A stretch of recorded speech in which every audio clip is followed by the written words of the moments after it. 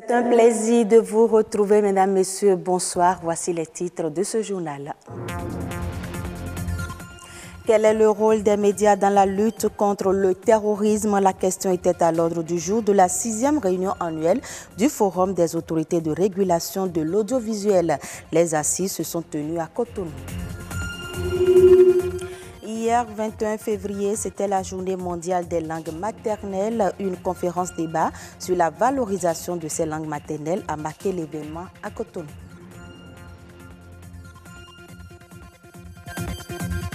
C'est désormais possible de faire le troc sur Internet. Une application mobile vient d'être lancée à cet effet. Son nom, Iparo.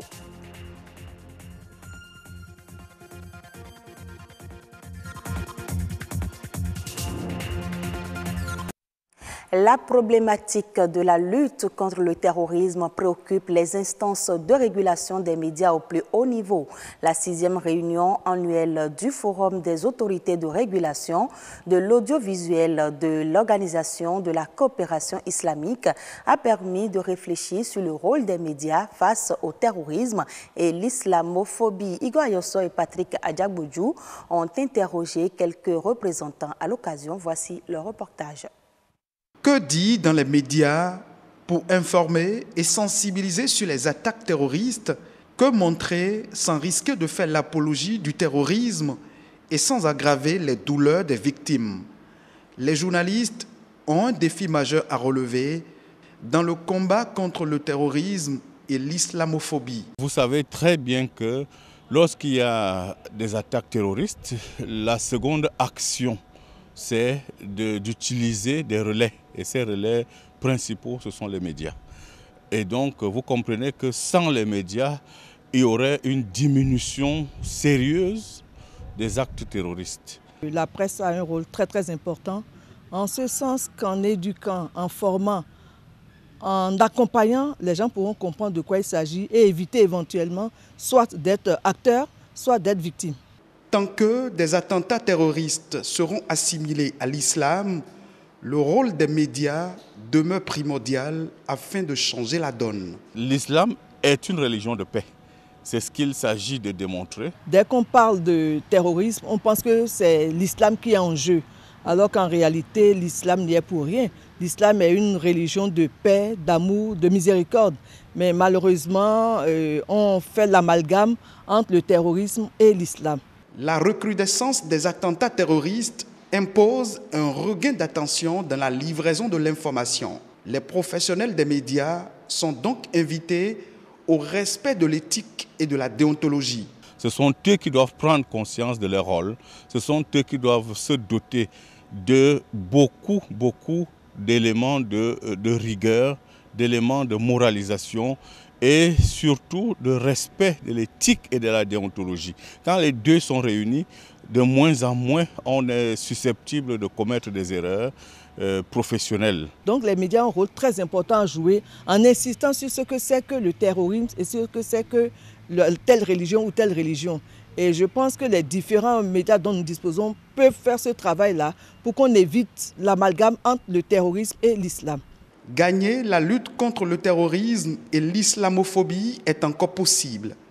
La part de responsabilité des médias africains ne sera jamais de trop puisqu'ils demeurent les canaux privilégiés des acteurs des violences et des attaques terroristes. La plupart des langues maternelles sont menacées de disparition si des actions immédiates ne sont pas entreprises pour leur valorisation. Pour rester fidèle à la motivation et à l'initiative de la commémoration de ces langues, telle que souhaitée par l'UNESCO, une conférence débat dans le cadre du 21 février a réuni journalistes et acteurs de l'alphabétisation ce mercredi à Cotonou. Reportage Wenceslas Awaimon, Arnaud Adadja. Combien de parents instruits arrivent à échanger en langue maternelle avec leurs enfants? Et pourtant, les langues maternelles ont des atouts. Les langues étant considérées comme des éléments essentiels pour l'identité des peuples, leur disparition au profit d'autres langues poserait un problème identitaire grave. Sur 700 000 langues maternelles parlées dans le monde, 30% provient de l'Afrique contre 3% de l'Europe. Malheureusement, ce sont les langues européennes qui connaissent une expansion. Que faire? Aujourd'hui au Bénin, nous comptons quelques langues qui n'ont pas effectivement 100 000 locuteurs. Et les dispositions légales et constitutionnelles de notre pays permettent donc d'aller à la promotion de ces langues maternelles. Pour inverser la tendance et donner aux langues maternelles du Bénin leur valeur, journalistes, acteurs de la promotion des langues maternelles et responsables en charge de l'alphabétisation et des langues nationales se sont réunis cette année autour du thème « Préservation de la diversité linguistique dans le monde » et promotion du multilinguisme afin de réaliser les ODD. L'importance d'éduquer ou d'instruire les enfants dans leur langue maternelle. Actuellement, les bonnes dames, même avec leur smartphone, sont capables de vous envoyer des messages en utilisant les lettres de la langue française. Maintenant, il y a des plateformes qui ont été réalisées par des structures spécialisées antiques pour les langues nationales qui permettent à ces femmes-là, si on les met à leur disposition, d'avoir accès à des informations un peu comme nous faisons sur Internet. Toute chose qui nécessite une démarche et des expériences. Sur le terrain, il y a toute une équipe qui travaille de façon pluridisciplinaire pour faire la description d'une langue. On a non seulement besoin du linguiste, mais on a aussi besoin du sociologue, de l'anthropologue, pour pouvoir réfléchir sur un certain nombre de concepts. Et le résultat auquel on s'attend, c'est la mise à disposition d'un alphabet. Le professeur Kakpo Mpati, linguiste émérite, a élaboré le continuum B pour les langues de la partie méridionale du Bénin. Et si l'innovation se poursuit pour les autres langues? Que nos collectivités locales puissent s'approprier la question des langues nationales pour que dans leur budget habituel, ils puissent réellement prévoir des fonds pour la vulgarisation de ces langues, pour la promotion de ces langues-là. Et c'est en cela que l'État verra la nécessité de la chose et accompagner davantage. Parlons maintenant santé, maladie de vieillesse, un cancer qui touche une glande de l'appareil reproducteur de l'homme. Qu'est-ce que le cancer de la prostate et quels sont les facteurs de risque de cette maladie? Ylvaïs Balogun a tendu son micro à un neurologue pour mieux comprendre cette maladie. Dans le concept de cancer de la prostate, nous avons défini deux mots. Le cancer, c'est toute maladie dans laquelle il y a une multiplication anormale des cellules d'un organe donné. Et cette fois-ci, ça concerne la prostate, qui est un organe masculin. Il n'y a que les hommes qui ont une prostate. Et cet organe est impliqué dans la fertilité de l'homme, mais également dans la miction de l'homme, en ce sens que les voies urinaires traversent la prostate, ainsi que les voies spermatiques qui traversent la prostate. Le cancer de la prostate se manifeste habituellement vers la cinquantaine, la soixantaine. C'est une maladie de l'homme âgé. Le rapport sexuel n'est qu'un aspect parmi les centaines de causes qui peuvent créer un cancer. Donc, agir sur un seul paramètre ne permet pas de dire on va éviter ou provoquer un cancer. Il y a l'environnement dans lequel nous vivons, nos comportements. Et dans ces comportements, il y a les rapports sexuels. Et la tendance des études que nous avons eues récemment vont plus dans le sens où l'activité sexuelle avec une partenaire, donc quand on dit une partenaire, on veut dire pas de collection de microbes ou de virus. Donc lorsque les rapports sont fréquents, réguliers, avec une partenaire, effectivement, ça pourrait protéger cet homme-là. Mais le protéger s'il n'a pas de liens familiaux de cancer, s'il n'a pas de comportements environnementaux, s'il n'est pas exposé à des engrais, à des pesticides, voilà, de l'eau souillée. Vous voyez, donc ce n'est pas un seul élément qui permet de préjuger qu'un homme souffrirait ou non d'un cancer. L'acte sexuel n'est qu'un paramètre parmi tant d'autres. Si le papa, l'oncle ou le grand frère a souffert de cancer, le frère a plus de risque d'en souffrir. Plus loin, si la maman de l'homme a souffert du cancer du sein, le garçon a plus de risque de souffrir de cancer de la prostate, puisque la même gène qui sont au contrôle du cancer du sein, c'est le même gène chez l'homme sont au contrôle du cancer de la prostate. La famille, l'environnement dans lequel nous vivons peuvent donc être des facteurs qui travaillent en synergie pour déclencher un cancer. Je l'annonçais dans les titres, c'est le retour en force d'une pratique qui avait été mise de côté. Le troc connaît un nouvel essor, notamment sur Internet, une façon économique et conviviale d'obtenir un bien désiré en échange d'un autre objet ou d'un service. Et pour faciliter ces échanges, une application mobile vient d'être lancée. Elle s'appelle Iparo. Ulvaeus Balogun, Edmond Rongbo. C'est désormais possible de faire du truck sur Internet au Bénin. Iparo, traduit littéralement en Yoruba comme échange, est une application qui permet la transaction des objets ou des services grâce au smartphone ou à la tablette. Nous avons une image qui illustre un contexte de troc, un monsieur qui échange une voiture sport contre des chameaux. Vous publiez un bien à troquer, vous avez des trocs d'expertise, vous proposez un service en échange d'un autre service. Simple, esthétique et pratique, elle donne le moyen de dépenser moins et de faire des économies substantielles. Nous sommes une passerelle, nous sommes le pont entre des individus qui s'entraident, qui se donnent la main afin de pouvoir combler leurs besoins.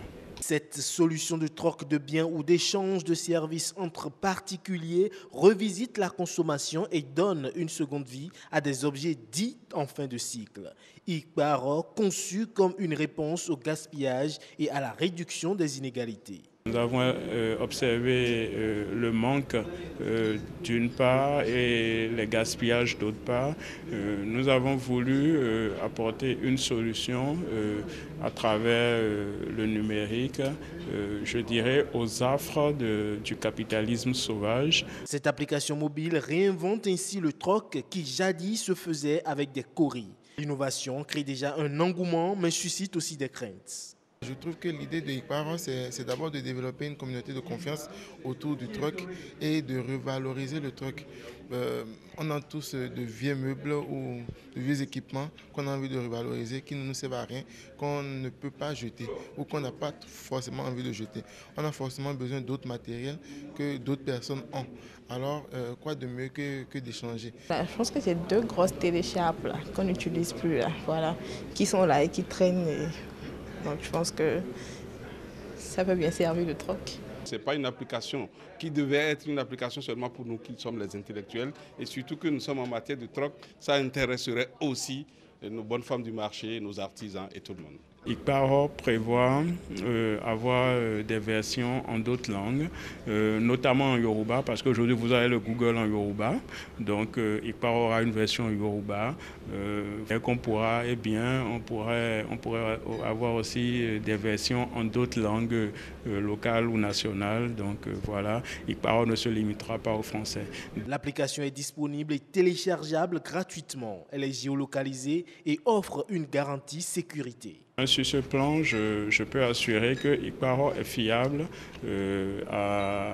je dirais à 99%, parce qu'il n'y a pas de risque zéro. Tout compte fait, on va travailler à améliorer la fiabilité et à atteindre le seuil des 100%. Donc, en matière de protection des données personnelles, eh bien, tout utilisateur peut être assuré. En cas de plainte, nous, on se réfère aux informations sur les données personnelles des protagonistes et on peut les retracer. Iparo, plus fort que le pouvoir d'achat, vient ainsi remettre au goût du jour le troc via une application intuitive. Orgue du Bénin, comment préserver au mieux les espèces animales? Au Kenya, la solution est toute trouvée pour lutter efficacement contre le trafic des viandes d'animaux sauvages. Un PAC fait confiance au meilleur ami de l'homme. Une unité canine composée de plusieurs chiens est formée pour protéger essentiellement les gazelles, les impalas, les gnous, les girafes, cibles potentielles des braques. Comment un chien peut-il faire fuir les braconniers? Réponse dans ce reportage. Chakaria a 5 mois. Depuis quelques semaines, elle s'entraîne pour rejoindre une unité canine dans le parc du Masai Mara. D'un pas assuré, elle renifle dans les hautes herbes jusqu'à trouver un ranger caché dans la savane qui joue le rôle d'un braconnier. Chakaria fait partie des favoris. Elle possède ces traits de caractère bien particuliers qui font un bon tracker. Des chiens actifs qui aiment manger, beaucoup jouer, des choses comme ça. Mais comme je l'ai dit, la génétique et la conduite est ce que nous recherchons, la bonne conduite pour faire le travail. Cette unité canine est devenue essentielle à la lutte contre le braconnage dans le triangle du Mara dans le sud du Kenya. Si le trafic d'ivoire retient l'essentiel de l'attention, le principal défi du parc est la lutte contre le trafic de viande d'animaux sauvages. Gazelles, impala, gnous ou encore girafes, les braconniers tuent ces animaux par centaines. Ils utilisent en général des collets métalliques ou aussi chassent les animaux jusque dans les vallées. Ils utilisent des machettes, des épées et des pangas pour les découper. Les braconniers utilisent aussi des pièges qui sont neutralisés par centaines jusqu'à 500 par jour. Le trafic de viande de brousse atteint un niveau critique que dénonçait dès 2014 un rapport du gouvernement kényan. L'unité canine existe depuis 2009. Aujourd'hui, elle compte 4 chiens traqueurs et 2 chiens détecteurs postés aux entrées du parc pour repérer des armes ou de l'ivoire dans les voitures.